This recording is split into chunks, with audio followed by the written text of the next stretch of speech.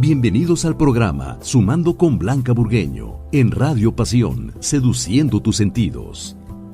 Todos los miércoles 8:30 p.m. y sábados 10 a.m., donde encontrarás temas que siempre aportarán valor a tu vida con la coach y conferencista Blanca Burgueño. Comenzamos.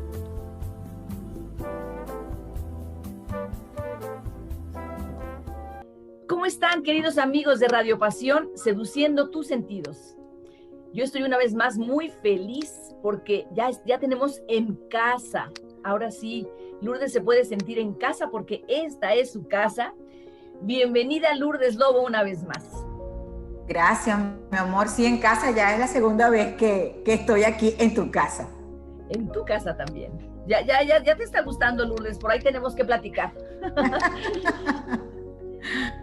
Fíjense, queridos amigos, que es tan importante lo que Lourdes aporta, que para mí ha sido interesante encontrar en ella, después de tanta calidad humana y de tanta preparación profesional y de tanta experiencia, yo quiero encontrarle más y más temas que ella pueda traer aquí al radio para ustedes, porque yo estoy segura que ella, con todo lo que sabe, con todo lo que es, aporta muchísimo. Y como dice mi nombre en el programa, Sumando con Blanca Burgueño, pues no es para mí, es para todos nuestros radioescuchas, porque yo estoy segura, como le decía a Lourdes, si una persona se ve beneficiada con lo que ella y yo estamos hoy platicando, este programa habrá valido la pena.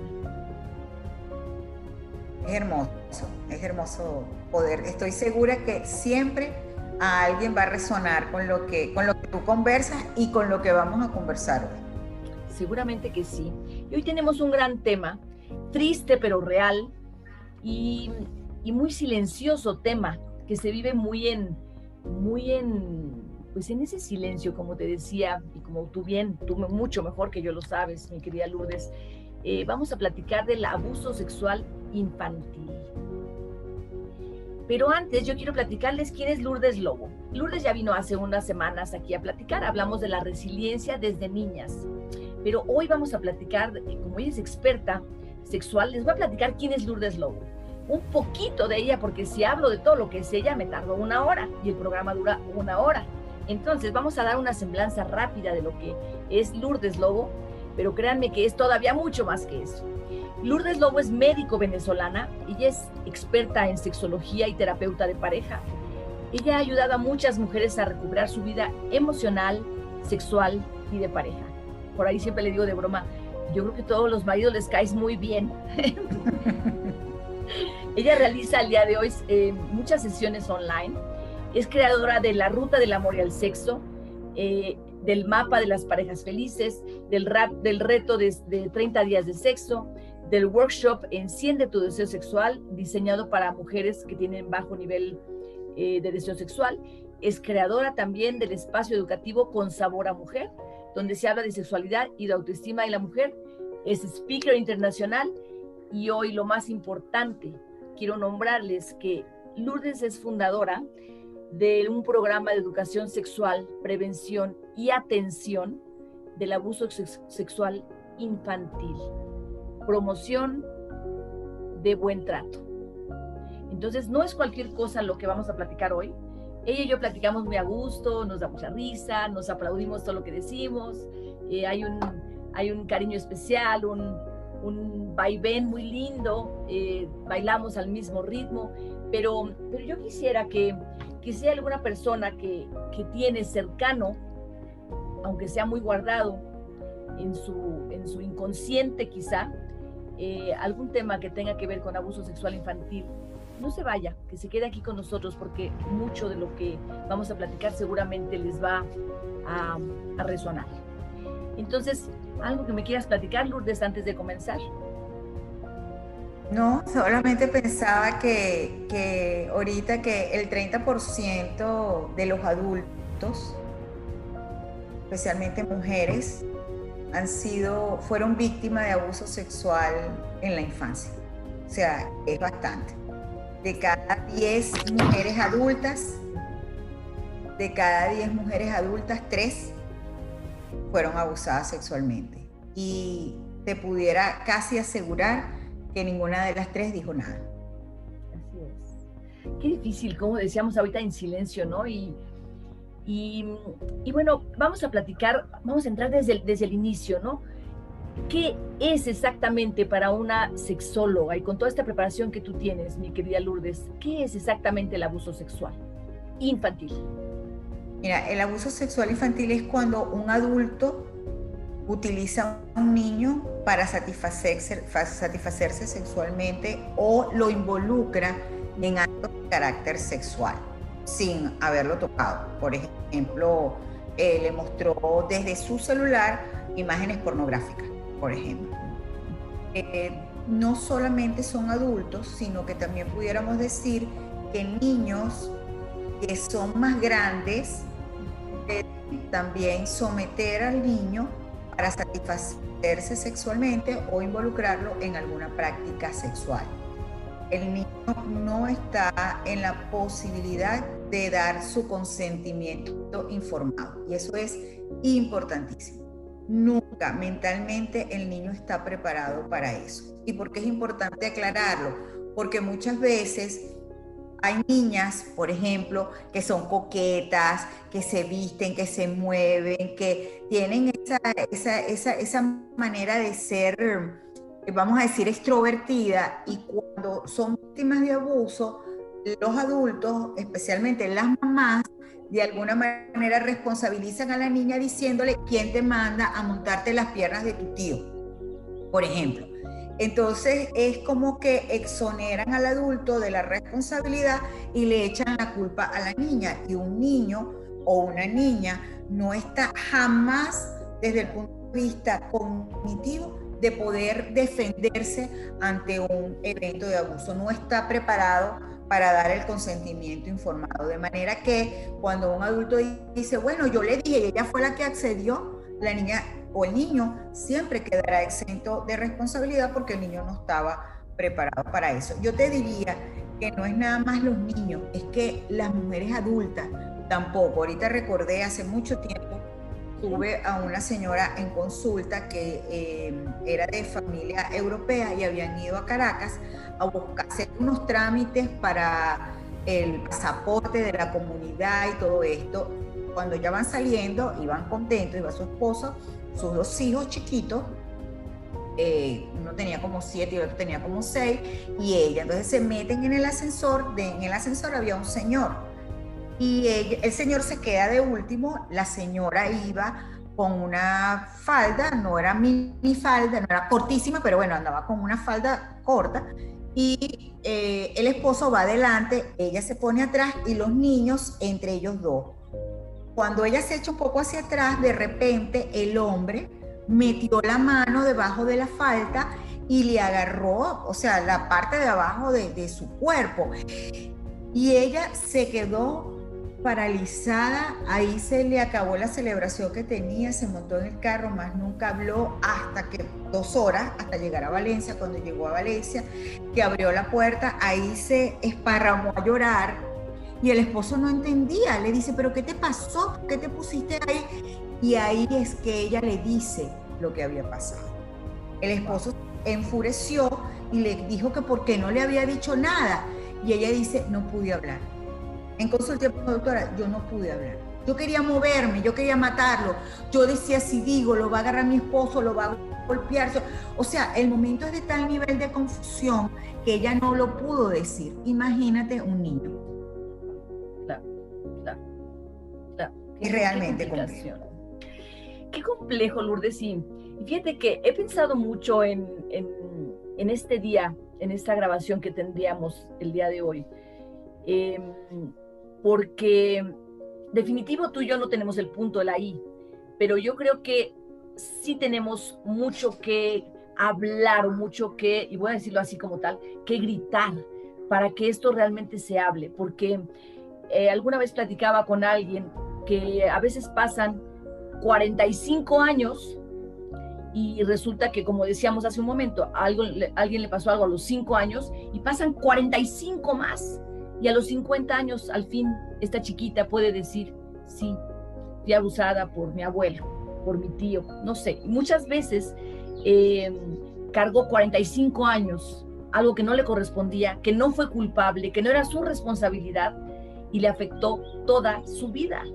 Entonces, ese peso tan grande que los niños adquieren con esto, que se sienten ellos culpables o se sienten ellos responsables, porque aparte hay que guardar silencio porque es el tío o es el sacerdote o es el abuelo o el papá. O el papá. Y normalmente pasa que son personas cercanas, o es el tío, el hermano, no sé. Entonces, quizá con esto lo que podríamos lograr es que ese silencio ya no se guarde tanto tiempo.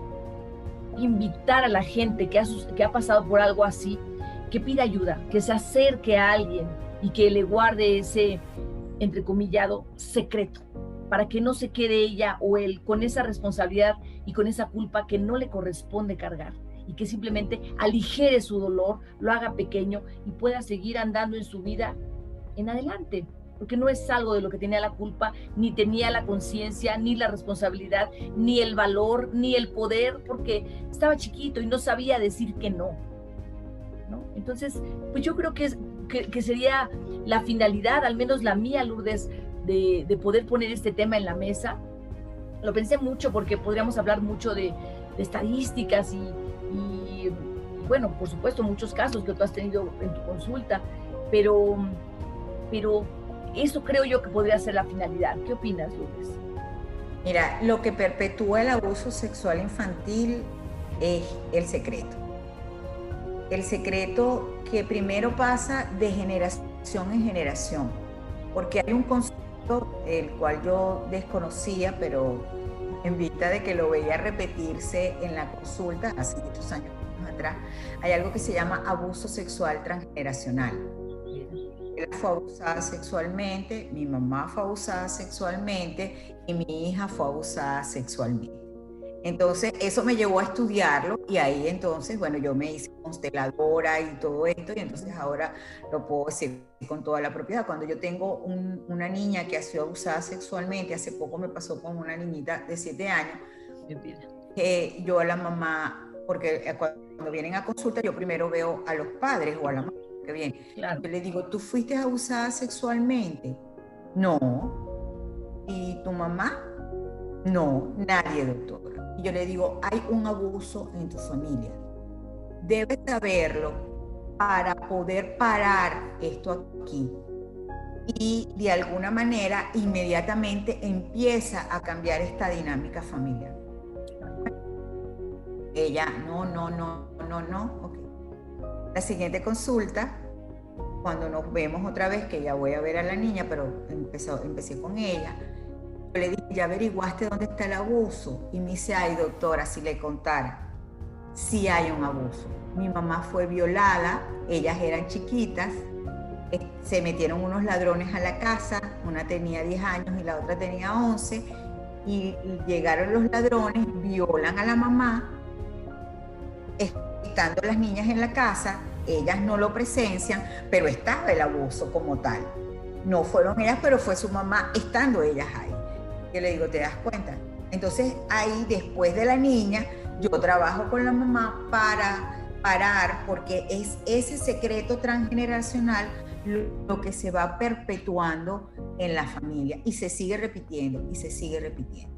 Y como el porcentaje mayor de los agresores sexuales, de los abusadores, están después que cierran la puerta, se quedan dentro de casa, son personas conocidas, familiares, cercanos a la víctima. Entonces, pues, el problema se hace más en secreto, porque yo no quiero que sepan que mi papá, que es un hombre tan bueno, sepan que él tocó a mi hija. O lo más probable es que yo como niña lo haya dicho, no es lo más probable, pero si la niña lo dijo, no lo creyeron porque era la palabra de un niño ante un adulto. Y vivimos en una cultura adultista. Los niños inventan, los niños dicen mentiras. Y entonces, con respecto al abuso, hay muchos mitos. Y uno de ellos es que los niños mienten, que los niños no dicen la verdad.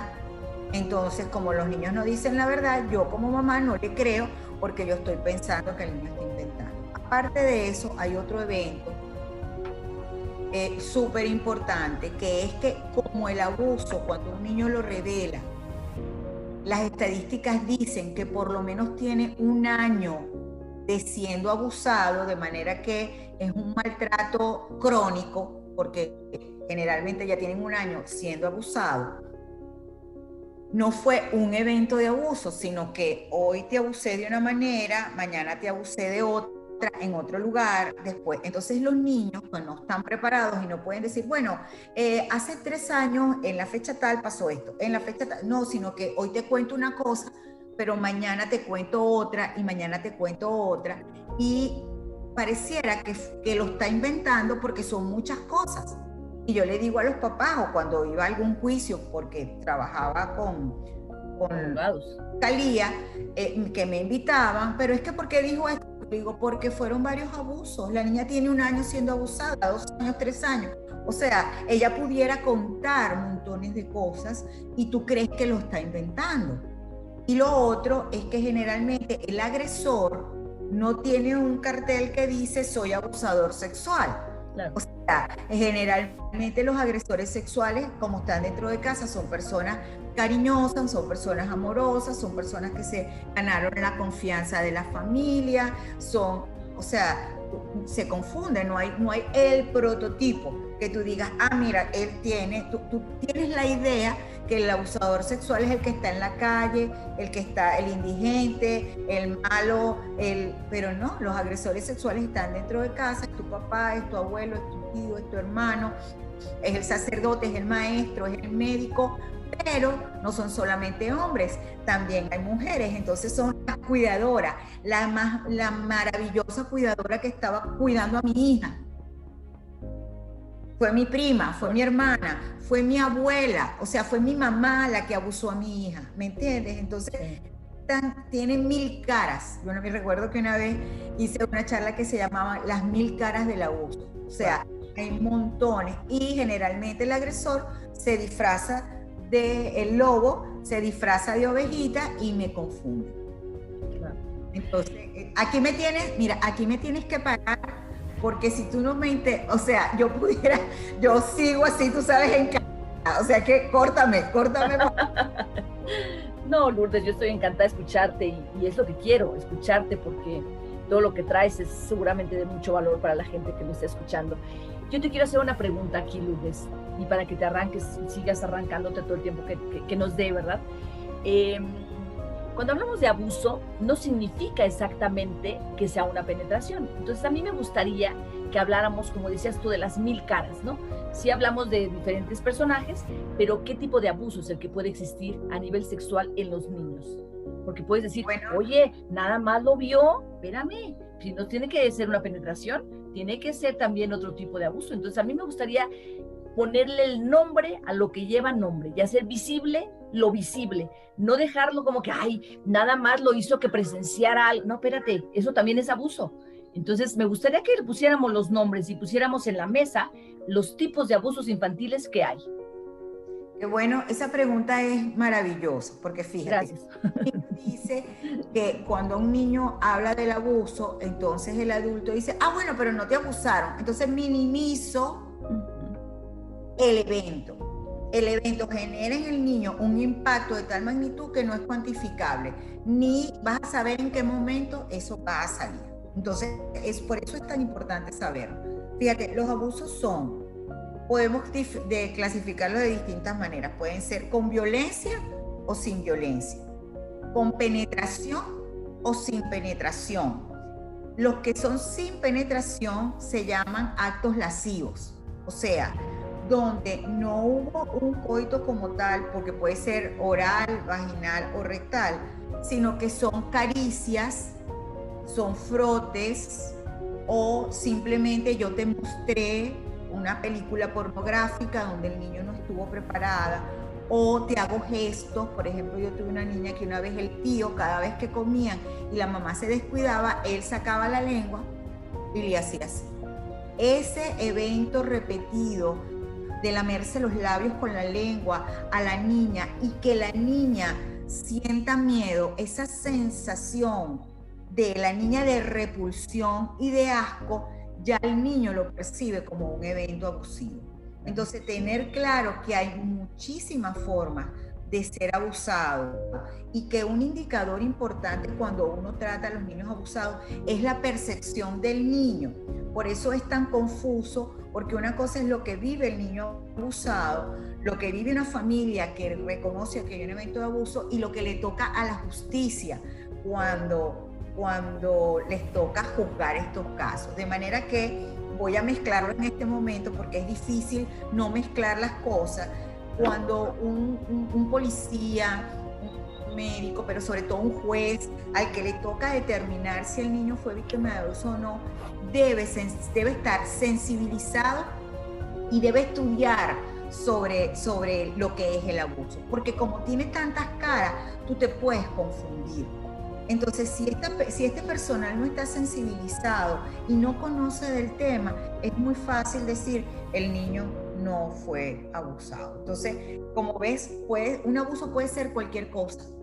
Hasta como me decía una paciente, el abuelo a este niño le pasaba, criaba pájaros, tenía plumas, y él le pasaba la pluma por el cuello, y esa reacción de desagrado, porque es que el cuerpo tiene un GPS que sabe cuando las cosas vienen con buena intención o con mala intención, todo el de los niños.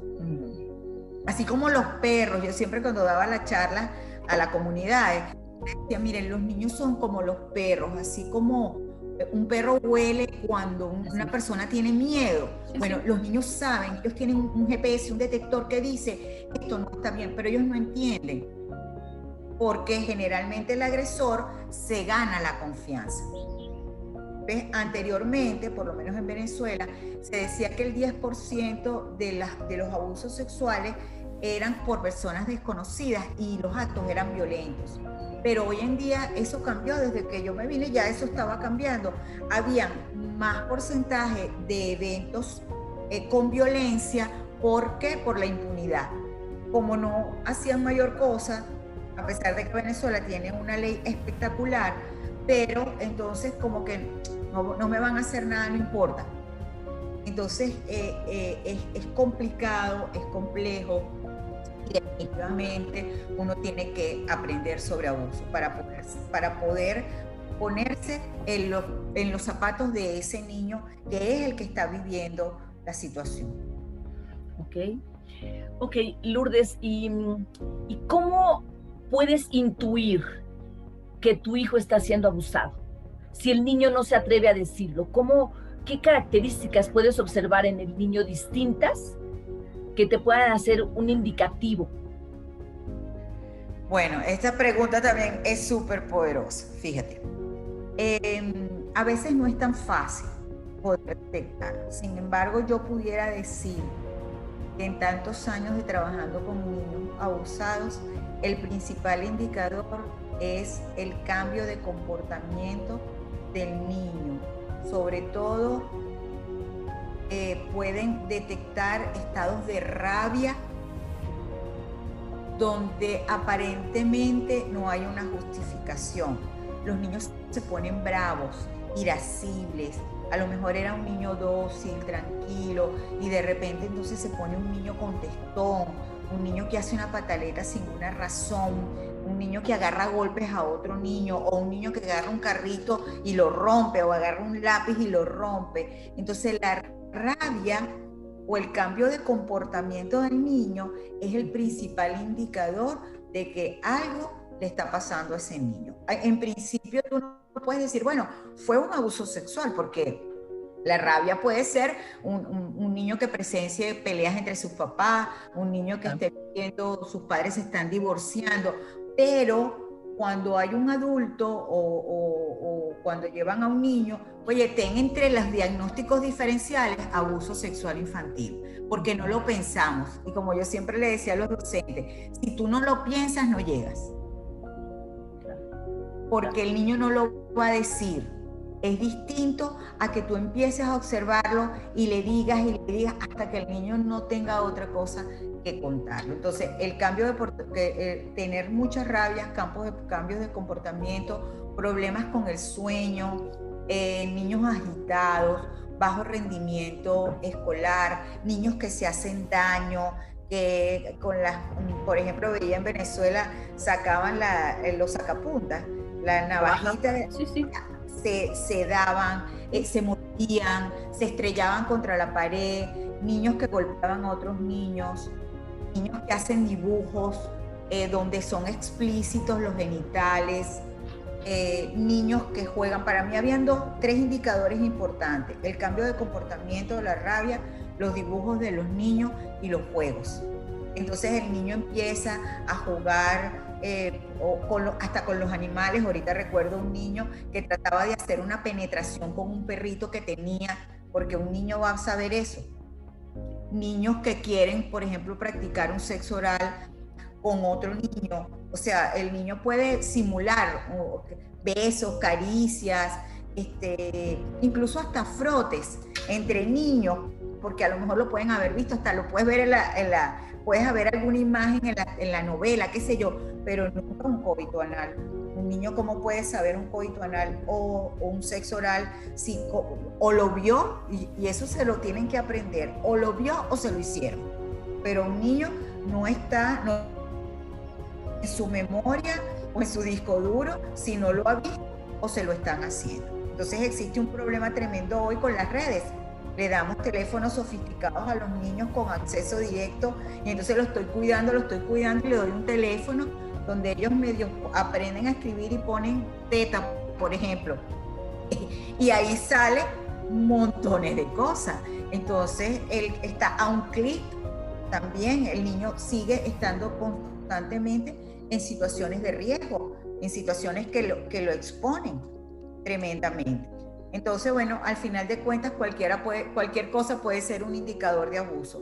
Solo si lo piensas puedes llegar. Pero para mí, juegos, dibujos y la rabia. ¿No puede ser también un indicador un niño que se aísla? También un niño que se aísla, un niño que empieza a aumentar de peso tremendamente por mucho. O sea, por eso te digo, cualquier cosa puede ser un indicador, pero cosas que yo veía con frecuencia, eso que te estoy diciendo. Ok, entonces bajo rendimiento escolar puede ser también un indicador, pero también puede ser bajo rendimiento escolar un niño que sea hijos de padres que se están divorciando, por ejemplo. Sí, simplemente hay que tener en el radar que es posible, ¿no? O sea, no hay que hacernos de la vista gorda, como decimos. En cambio, México, un ¿no? sexo oral, que se llaman juegos erotizados, así se llaman, juegos sexuales, juegos hipersexuales o juegos erotizados, solamente lo va a dar un niño que está viendo o lo están haciendo el abuso. ¿Entiendes? Entonces como que es más específico. Okay. Oye, Lourdes, y digo, obviamente como papá uno nunca quiere que eso le suceda a sus hijos, ¿no? Y sin embargo, ¿qué manera tiene el papá de prevenir que eso suceda cuando el niño tiene poca voluntad y poca preparación para poder decir un no claramente? Mira, cuando yo empecé a trabajar con niños abusados, de hecho el programa se llama Prevención del Abuso Sexual Infantil, incluso hice un cuento que se llama Verónica ya no tiene miedo, que ahí claramente están todas las estrategias para prevenir. Pero en el pasar del tiempo yo pudiera decirte que no se puede evitar el abuso sexual infantil porque el niño no está preparado para poder defenderse. A los niños los pueden engañar fácilmente. O sea, así que tú digas sí, claro, hay que enseñarlo. Hay un porcentaje que dice de la estadística que sí, ellos pueden decir no, pueden correr, pero al final de cuentas, por ejemplo, una niña que yo atendí ayer, ella no fue víctima de abuso, tenía 12 años, pero unos adolescentes se le acercaron y la invitaron, no la tocaron, pero esa niña está teniendo crisis de pánico. Y ahora, ayer pudimos, después de varias sesiones, llegar a la razón. Ella lo identificó como lo sintió como algo que ellos podían agarrarla, llevársela, y ella lo vivió como un evento de estrés. Entonces, al final de cuentas, tú no puedes, o sea, y los niños solos menos. ¿Y cómo haces tú para andar todo el día un niño como con un zarcillo? O sea, ¿cómo haces? El niño va al colegio, tú te vas a trabajar, los niños se quedan en casa. Sin embargo, siempre hay que hablarle a los niños de educación sexual relacionada con el afecto, y hay que hablar directamente qué es el abuso sexual infantil, porque cuando nosotras estábamos chiquitas, a lo mejor a ti te dijeron, mira, no te montes en las piernas de nadie. Y uno como niño dice, ¿y qué de malo tendrá que yo me monte en las piernas de mi papá, por ejemplo? ¿O qué de malo tiene que yo me monte en las piernas de mi tío? O sea, yo no puedo entender. En cambio, si yo se lo digo al niño claramente, si alguien toca tus partes íntimas, y tus partes íntimas es todo aquello que cubre tu ropa interior, tu pantaletica, lo que te cubre un traje de baño, entonces el niño puede entender que es las niñas los senitos, su vulva. Si alguien toca tus partes íntimas, tú debes contármelo, nadie lo puede tocar, solamente lo puedes tocar tú, pero eso es un proceso donde el papá o el docente tiene que prepararse para hablar de algo que también le parece que es malo. Una vez yo tuve una paciente que me dice, ay doctora, yo me cuidé tanto de que la niña mía, el niño era un varoncito, no viera novelas, no yo cuidarme de las palabras para yo ahora tener que venirle a decir eso, para yo, él tener que venir a confrontarse con un abuso y yo nunca haberle dicho claramente qué era. Perfectamente paranoicos porque hay tantas cosas, pero debemos ser claros, dar educación sexual, hablar directamente de lo que es el abuso sexual, darle nombre propio. Mira, si alguien, así sea tu papá, tu abuelo, toca tu cuerpo y tú no quieres, debes decírmelo, yo siempre te voy a creer. Y esa frase, decir, te voy a creer, te voy a acompañar, debe ser repetida en distintas cosas. En lo que pase, siempre te voy a creer, voy a acompañarte, voy a estar contigo. Hay medidas asertivas que se le enseña al niño a aprender a decir no, que parece tonto y fácil, pero fíjate que enseñamos a los niños a ser sumisos, a respetar a los adultos. No puedes levantar la voz, debes respetar. Entonces esa sumisión al niño le cuesta mucho decir no. Por ejemplo, a la niña que te conté que le dije a la mamá, que me contó de que su mamá había sido violada cuando estaba trabajando esto, yo le digo, tú puedes decir no, pero puedes decirlo alto, fuerte, gritarlo, vamos a practicarlo. Y ella, no, en serio que puedo gritar. O sea, ella estaba en una dualidad, estábamos jugando, lo hago como prácticas de juego, y ella no podía decir no gritado porque le parecía que me estaba faltando el respeto. Entonces yo pongo a los niños, no te oí, más duro, no te oí. Y por ejemplo, yo trabajaba con grupos, con dinámicas de niños, y entonces era, a pesar de que era muy doloroso, pero luego ellos lo vivían como una experiencia divertida, a ver quién podía gritarlo más duro. Entonces, aprender a decir no fuerte y claro, correr, empujar y gritar. Venir el abuso para que el niño aprenda, pero hay que practicarlo, hay que hacer ensayos conductuales con los niños, porque a los niños les cuesta, porque enseñamos a niños sumisos. Los papás no queremos niños asertivos, sino sumisos, obedientes, que no me dé problemas. Entonces el niño entra en una dualidad que ¿cómo se defiende? Si me enseñaron que no podía gritarle a mi abuelo, por ejemplo. Interesante, Lourdes, y voy a recapitular lo que acabas de decir porque se me hace muy, muy importante. A nivel prevención, como bien dices, no hay una, pues no sé, unos pasos, los 5 pasos de prevención de abuso infantil, no existen como tal, pero creo que la educación, como bien dices, es fundamental. Alguna vez escuchaba yo en una plática de sexualidad, precisamente de niños, y la llevé a cabo en la escuela de mis hijos. Nos decían que había que enseñarles a nuestros hijos a decir que no, alto, fuerte y claro. Y yo se los vengo diciendo desde hace mucho, mis hijos ya son adolescentes, y a la fecha les da risa cuando yo les digo, el no es una oración completa. Y ya de risa me dicen, sí, mamá, es alto, fuerte y claro. Búrlate, mi cielo, pero se les quedó grabado, y eso te estoy hablando de, no sé, yo creo que tiene más de 15 años que yo tomé esta plática y nunca se me olvidó, ¿no? Y ahí nos dijeron, nos platicaban varios tips, ¿no? Obviamente no es como decíamos ahorita las reglas, ¿no? Hay que creerle a nuestros hijos, por supuesto, que nadie tiene que tocar la parte íntima de los niños, ¿no? Todo lo que viene abajo, su ropa interior. Y una cosa que nos dijeron, y me gustaría ponerlo en la mesa, Lourdes, nos dijeron que teníamos que tener una clave con ellos, una clave que si ellos, ahorita, bueno, hay un celular y es muy fácil esa comunicación de, si están chiquitos, mamá, ya vienes por mí, pero antes la comunicación era entre la mamá y la mamá, o se quedó con la tía, o está con los abuelos, entonces la comunicación era entre los adultos, pero no sabíamos emocionalmente cómo estaba el niño. Entonces, alguna vez yo les decía a mis hijos, y en esa plática me lo enseñaron, que tuviéramos una clave.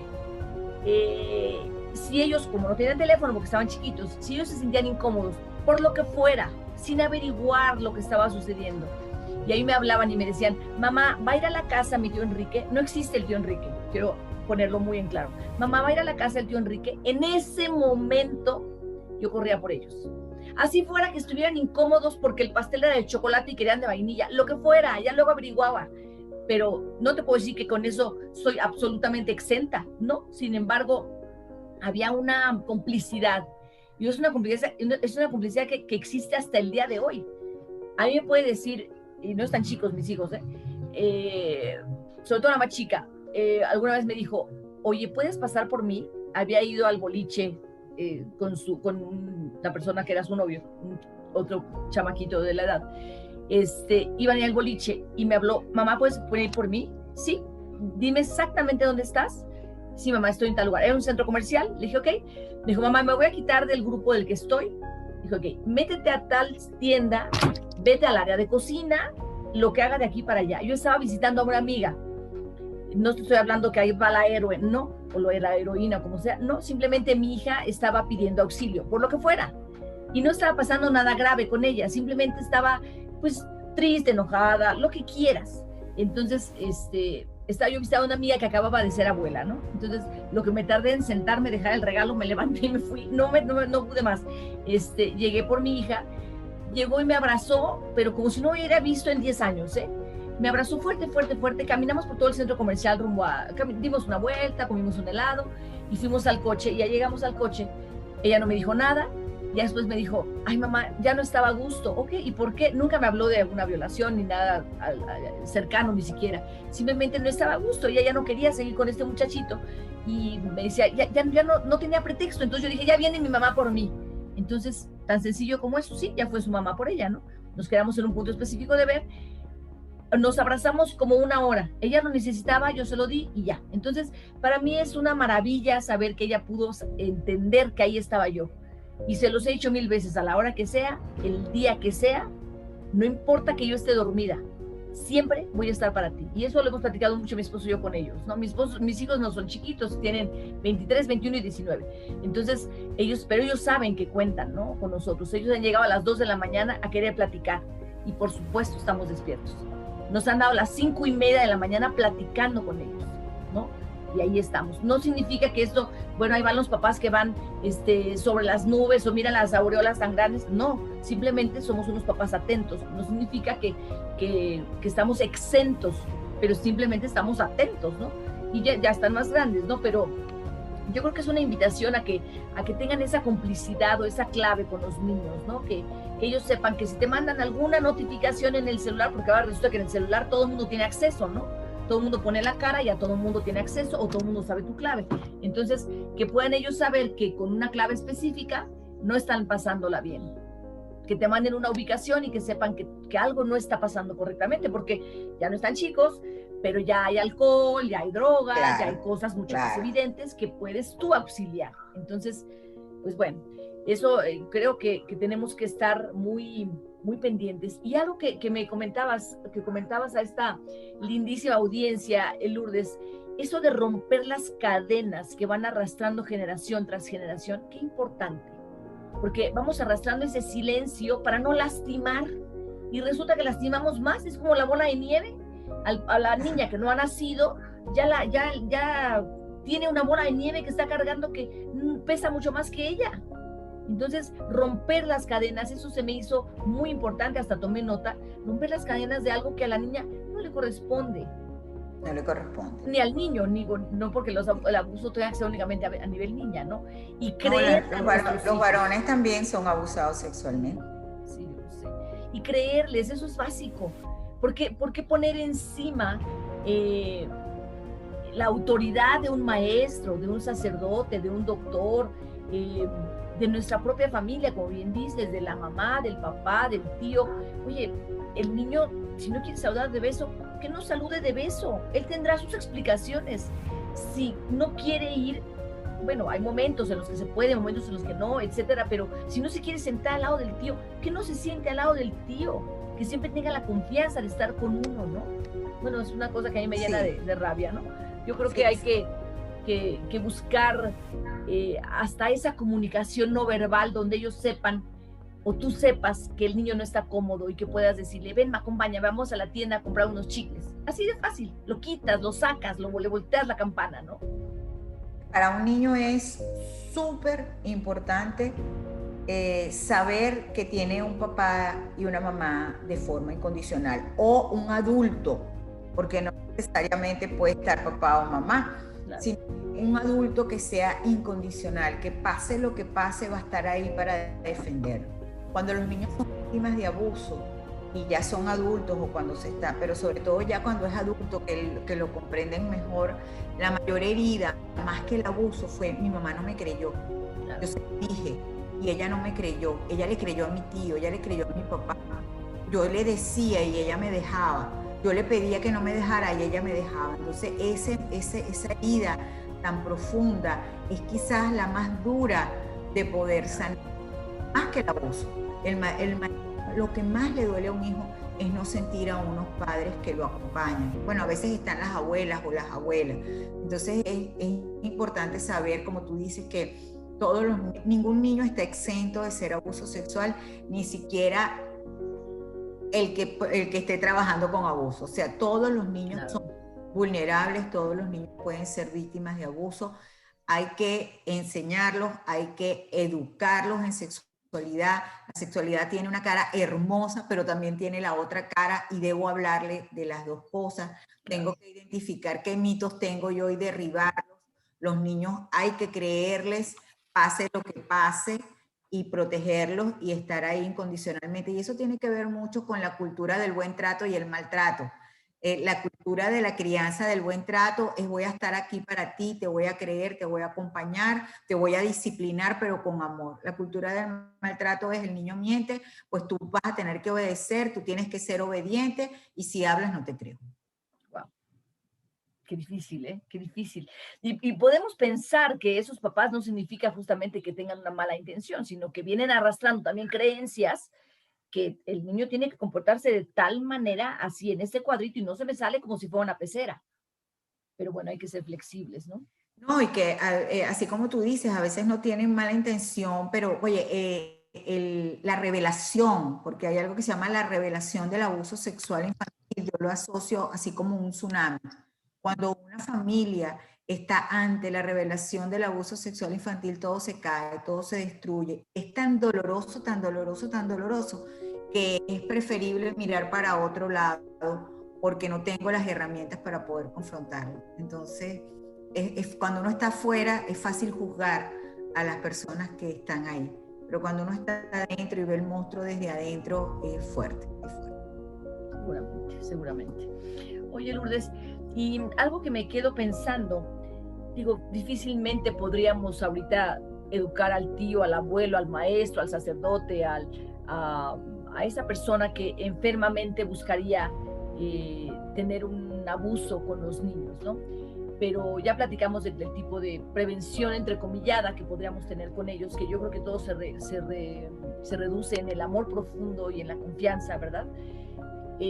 Algo que me quedo pensando, ya una vez que desgraciadamente ha habido un abuso con un niño, ¿qué se debe de hacer? Y que el niño ya lo llevaste a un análisis, a una terapia, te has dado cuenta que sí ha pasado un abuso. ¿Qué tienen que hacer los papás? Porque digo, suena muy fácil ponerlo aquí en evidencia, pero el problema está latente. ¿Qué deben hacer los papás? Ya se dieron cuenta. Mira, los papás tienen que hacer primero creer en el niño. O sea, es ya cuando yo creo en el niño, ya la mitad de la terapia va adelante. O sea, creer en el niño, que lo que está diciendo es la verdad.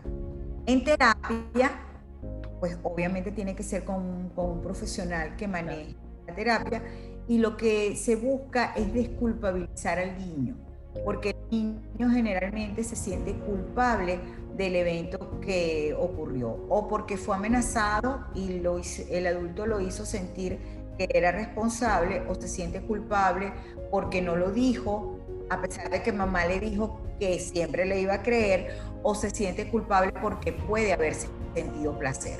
En los abusos sexuales, cuando no son con violencia y el adulto o la persona ha ido preparando al niño, pues lo ha ido acostumbrando, y el niño puede sentir placer, porque pareciera que no, si me están tocando los genitales y lo han hecho con cariño, con amor, el niño puede sentir perfectamente placer. Entonces, desculpabilizar al niño, incluso a los adultos cuando cuentan los eventos, es lo más importante.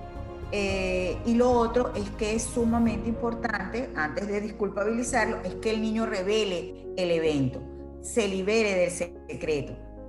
Entonces, creer en el niño en terapia, lo primero que hay que hacer es que el niño revele el evento para que se libere de ese peso tan grande. Una vez que lo dice, parece que se quitaran 5.000 kilos de encima. Desculpabilizarlo, y luego en terapia se necesita cerrar ese evento, despedir ese evento, o sea, liberarse de él. Y yo trabajo con la conexión, a enseñar al niño a y contar, eso es indispensable. Y lo otro es conectarse otra vez con su cuerpo, desde el movimiento, y lo último es la sanación con respecto al agresor, porque no podemos dejar a ese niño con esa rabia y ese odio ante el agresor, porque esa rabia, bien sabemos que en un futuro se va a transformar en una enfermedad, y eso es lo que se llama la bioneuroemoción. Entonces, es un camino, es un proceso, no hay un número de terapias. Yo he tenido, te pudiera decirte ahorita, tengo 2 o 3 que los vi a los 7 años, siguieron conmigo, y ahora tienen 15, 16 años, lo vuelvo a ver porque el monstruo vuelve a salir ya con menos intensidad, ya es como volver a reconectarse, y así sucesivamente se hace el trabajo. Quería retomar que una vez que el adulto es adulto, no puedes prevenir que no sea agresor sexual, pero con respecto a los agresores, yo no trabajo con agresores, pero sí atendía adolescentes transgresores. Lamentablemente, cuando hablamos de agresores, la mayoría de las veces son varones, son hombres, y de estos hombres, el 30% son adolescentes, es bastante. Entonces, los adolescentes transgresores es donde yo particularmente trabajaba, porque realmente ellos no quieren ser abusadores sexuales. Lo que pasa es que o fueron víctimas de abuso, o están consumiendo pornografía desde muy temprana edad, y cuando consumen pornografía los adolescentes tienen riesgo de ser abusadores sexuales. Viven excitados constantemente y buscan, aunado al despertar sexual que hace la adolescencia, pues es como que vivieran excitados todo el tiempo. Ellos vieron y quieren de alguna manera replicar lo visto, y lo replican con los más indefensos. Niños, generalmente cercanos, hermanitos, primos, vecinos, o incluso los animales. Entonces, el trabajo se hace con el adolescente, educándolo, dándole educación sexual, hablando del riesgo de la pornografía y lo peligroso, siendo papás que tengamos control parental, sobre todo con los teléfonos, cuando son adolescentes que están ahí prepúberes, es súper pendiente, debemos ser responsables como adultos, y enseñando a los adolescentes que hay algo que se llama responsabilidad penal, y que por más que tú seas un chamo y tú hagas eso, tú vas a terminar preso. En Venezuela es a los 14 años, pero aquí un niñito puede salir de aquí chiquito, esposado de la escuela. O sea, entonces hay que hablarle de esa responsabilidad penal y de ese riesgo. Al final se traduce en educación sexual, y siempre uno como papá estando responsable, siendo responsable de los hijos, cuidándolos, porque algunas veces no nos importa. Por ejemplo, el fin de semana yo fui a la playa y veíamos un niñito que tenía 10 años con un balón de rugby, tirándole a un pajarito que quería golpearlo, y obviamente si lo golpeas, puedes herir al pajarito. Entonces ya vemos ahí la crueldad. Entonces nosotros tenemos que estar muy atentos a esos indicadores y siempre enseñando el respeto por el otro, el cuidado por el otro, el amor por el otro, por el prójimo, porque aparece, se vincula.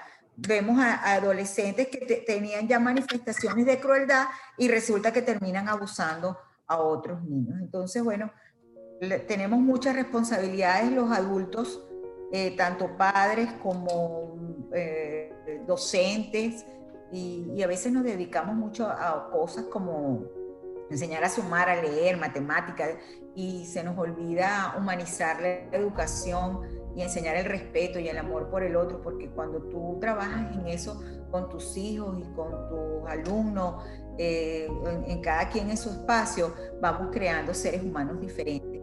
Sin embargo, yo veía en consulta que los adolescentes generalmente no eran malos, todos eran buenos, pero bueno, cometieron errores por falta de educación, entonces tenemos que cuidar a los adolescentes también. Fíjate, Lourdes, el tiempo ya se está cortando.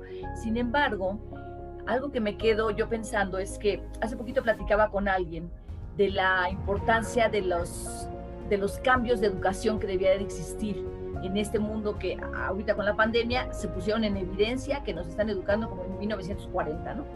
Bueno, a nosotros, a los hijos, ¿no? Y platicábamos cuáles eran los temas importantes que deberían de existir en la educación. Como bien dices, claro que es importante que aprendan a sumar, a restar, a leer, etc. Y platicábamos, y entre muchos temas, ¿no? Salía que aprendieran los niños a hacer cosas en casa, que aprendieran a cocinar, que aprendieran desde a poner un foco, a aprender el boiler, a coser un botón, aprender la estufa, no sé. Y fíjate que no tocamos este tema, pero ahorita de hecho hasta lo subrayé. Yo creo que un tema básico significaría meter en las escuelas la educación sexual. Y eso no significa que desde chiquito les vas a decir... Sí, pero fíjate que no lo hacen las escuelas. Afectivo sexual. Tiene que ser educación afectiva sexual. De la mano del amor. No, porque estamos llenos de miedo. No existe. Tú dirías, por ejemplo, en este país que se supone que es el primer mundo, que hay tanto liberalismo, que deberían dar educación sexual desde pequeñito, ¿no? Pero es que ni por cultura, pues, que lo dice mi país. O sea, nada, no hay nada, solamente de la posibilidad de abortar y de dar tu niño en adopción. Y bueno, una vez que quedas embarazada, bueno, tener un control. O sea, no. O sea, eso ya es una consecuencia. Vamos a enseñarlos, vamos a hablarles del amor, del respeto, exacto, del placer, del erotismo, de tu cuerpo, o sea, de tantas cosas. Claro. Hay que humanizar la educación, definitivamente. Sí, definitivo. Yo estoy consciente también de eso. Y alguien decía eso, ¿no? De que hay que cuidar el cuerpo. Yo decía, no, es que hay que cuidarles desde el corazón. Claro. Desde ahí, porque ahí ellos tendrán la valía para poder decidir, y para poder decidir ser o los agresores o permitirse ser los agredidos. Yo creo que por ahí o los asertivos, que no sean ni los asertivos, ni los agresores ni las víctimas, sino las personas asertivas. Y eso te va a dar la posibilidad de ser resiliente, pues, porque nadie está exento de ser víctima, pero sí tenemos la posibilidad todos de ser resilientes, de que ante eventos adversos yo poder salir adelante y salir potenciado, y no solamente el niño, sino las familias como tal, porque las mamás tienen que aprender a ser resilientes y entender que, bueno, entonces ahora no me puedo poner a paranoica y no lo dejo nada, porque entonces no tiene vida. Y bueno, también porque cuando uno es mamá y tiene un hijo víctima o una hija víctima de abuso, también uno es abusado. Y es demasiado doloroso. Por eso la terapia es para los niños y para las familias. Lourdes, pues el tiempo se nos está terminando. Yo quisiera recapitular lo que cada vez que tenemos algún programa parecido a este, yo siempre digo, sean valientes y pidan ayuda a un profesional. No crean que, ay, me voy a quedar callada. No, me quedo callada y lo hago enorme. No es el silencio la solución es hablarlo. Como bien decías tú, se disminuye la potencia de la gravedad que está sucediendo. Pero busquen a un profesional que les inspire, que les dé confianza. Y por esto me gustaría, Lourdes, que nos des tus redes sociales, que nos platiques dónde la gente te puede encontrar con estos temas tan delicados, tan profundos, y por qué no también tan bonitos, porque no significa educar sexualmente a un niño únicamente desde la parte negativa, sino, como dices tú, desde el amor. ¿Dónde te pueden encontrar, Lourdes? ¿Qué contenido les puedes ofrecer también en redes o dónde te localizan? Bueno, mi Instagram es @lourdesLobocé. LourdesLobocé, ajá. Ajá, y tengo una cuenta para niños que les falta nutrirse, pero no me ha dado mucho tiempo, que es .kids, ok. Y ahí cualquier persona te puede localizar, te manda mensaje directo. Sí, me mandan un mensaje directo y siempre les voy a responder por ahí. Perfecto. Bueno, Lourdes, nos queda muy poco tiempo. Yo quisiera agradecerte enormemente en mi nombre y en nombre de Radio Pasión el haber estado aquí, y en nombre de esas personas que están en silencio escuchándote y que algún 20 les cayó de esta plática del día de hoy. En nombre de todos nosotros te agradezco. Yo súper agradecida de compartir contigo, siempre es un placer. Lourdes, gracias. Y bueno, quiero recordarles a nuestros radioescuchas también cuáles son las redes sociales del radio. Estamos como Radio Pasión US, con doble S, eso es importante, en Instagram, en Facebook, en YouTube, en TikTok, para que nos puedan seguir. Y pues mi reconocimiento, como siempre, a Ricky Gómez, a Paula Guzmán, porque hacen posible que este espacio surja a varios países del mundo. Ahorita estamos tocando alrededor de 64 países, y pues qué maravilla poder dar esta oportunidad que alguien pueda conectar con esto que estamos diciendo hoy en esos 64 países. Y también me gustaría dejar mis redes sociales aquí disponibles. Estoy como Coach Blanca Burgueño en Instagram, en Facebook, en LinkedIn, en YouTube, en TikTok. Creo que son también estoy en Clubhouse. Pero entonces, bueno, pues aquí están las redes. La verdad es que la gente que no busca ayuda es porque no quiere. Lourdes es una experta en este tipo de ayuda. No lo duden de verdad en acercarse a ella. Yo la veo y me inspira, cada vez me inspira más. Siempre tiene temas lindos, siempre es una persona muy amorosa, una persona muy comprensiva, una profesional extraordinaria. Entonces no lo duden. Y yo les quisiera decir, de verdad es mucho más valiente el que pide ayuda que el que se queda callado. Así es. Bueno, pues muchísimas gracias, mis queridos amigos radioescuchas de Radio Pasión, y nos veremos en la próxima.